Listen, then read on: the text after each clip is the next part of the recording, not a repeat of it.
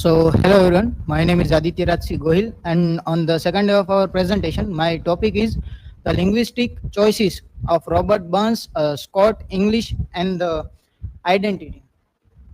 So, here is my academic details and the personal details, and here is the table of content which I will present today.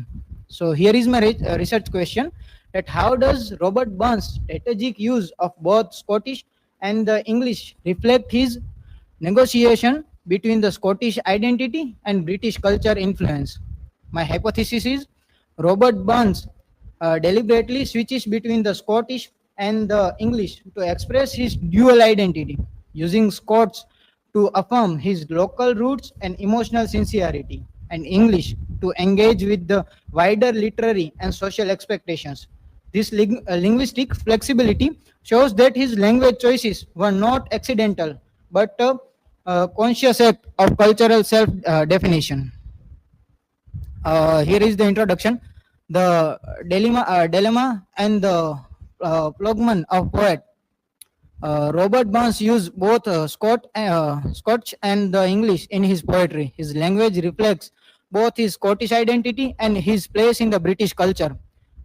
Burns was not just a simple farmer, but a clever and skilled poet. He carefully chooses which language to use depending on his audience and purpose. Scottish language showed his warmth and humor and local pride. English helped him to reach educated readers and sound more formal or refined. His switching between the languages made his poetry rich and expressive. Burns' language choices reveal his creativity, intelligence, and cultural awareness. Through his writing, he helped keep the Scots language alive and respected. Evidence from his letters. Burns wrote letters to his friend where he showed clear switching between the Scottish and the English. In one letter, he uses strong Scots word to show his local roots. In another letter to the same person, he wrote in very polished English. This shows he chooses how to speak and write depending on the audience. It was not a mistake, but a smart choice to use different languages. The Burns myth. Many people think Burns was just a natural poet from the countryside who wrote in his simple native dialect. Actually, he was well educated and very thoughtful about how he wrote.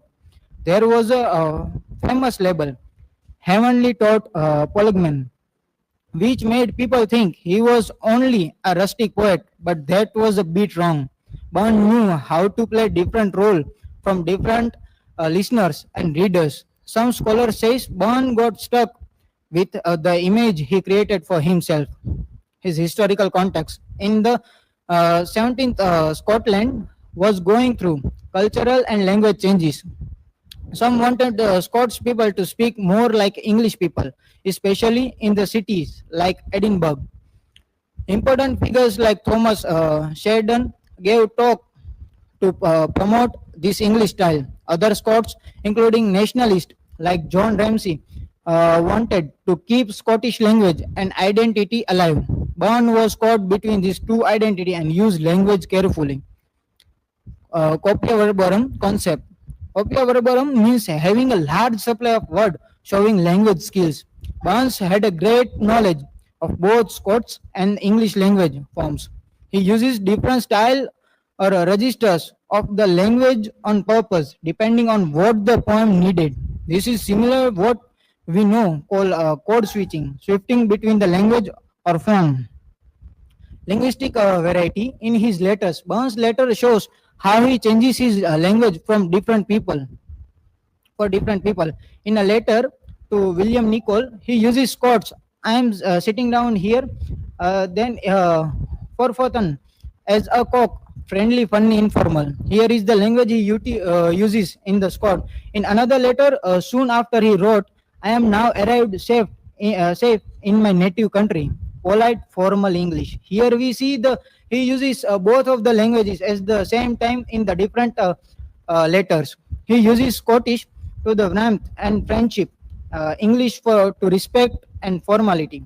This is an early example of code switching, changing language based on the audience. Literary analysis, Them O. Shentner. Burns' poem Them or Shentner starts with a lot of Scots words like Campman Billis, meaning market seller. The poem rhymes with the words unique to Scots language, like ham to home and dame to lady. But at the end of the poem, Burns switching to the English words and rhymes like a storm and worm. He also changes the word ending from the Scottish style to the English style to change the mood of the poem. Technical linguistic features. Burns uses many special Scottish words that showed his local culture. He used apostrophes to show missing letters in words, like in informal speech. Sometimes he uses English spelling to Scots word. All this was done carefully, not by accident. This mixing shows Burns' creativity with the language, political and cultural dimensions.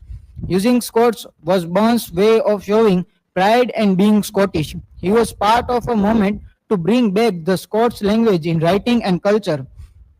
His use of Scots was also a political statement against those who wanted everyone to speak only English. This helped to create a unique Scottish voice in literature.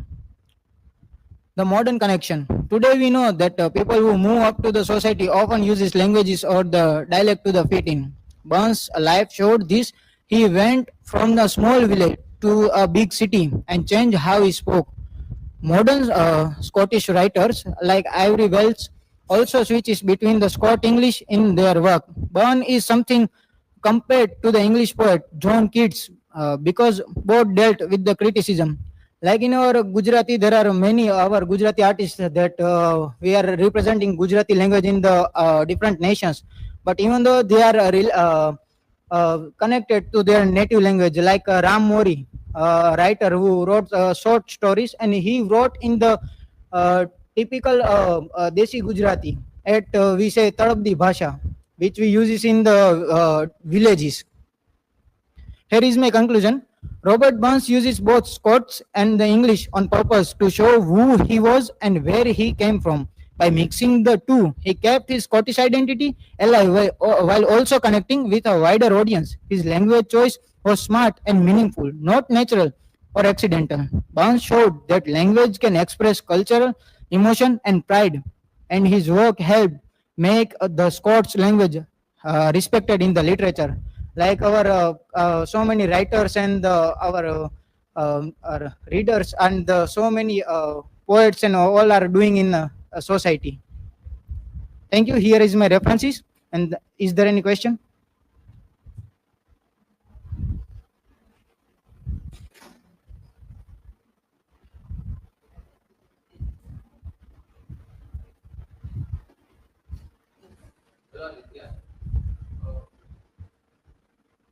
Hello. Hello. Will you please define the concept of copia verbatim and explain its relevance to Burns' work? Oh, okay. Thank you for your question. Copia verbatim is a term signifying a large supply of word and demonstrating advanced language skills. This concept is relevant to the Burns because he possesses a great command of both Scottish and English, which enable him to purposefully use different style or registers of language depending on the need of specific poem or letters.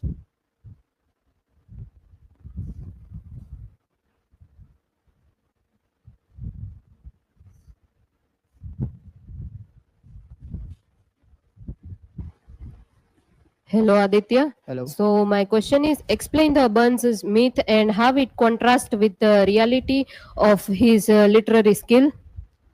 Thank you, Jancy. The Burn myth is the popular belief that Burn was a simple natural poet from the countryside who wrote in his native dialect without much thought. In reality, he was well educated and highly deliberate about his writing, skillful adapting different roles from various audiences. The famous label Heavenly Taught Polyglot contributed to this inaccurate perception. Thank you.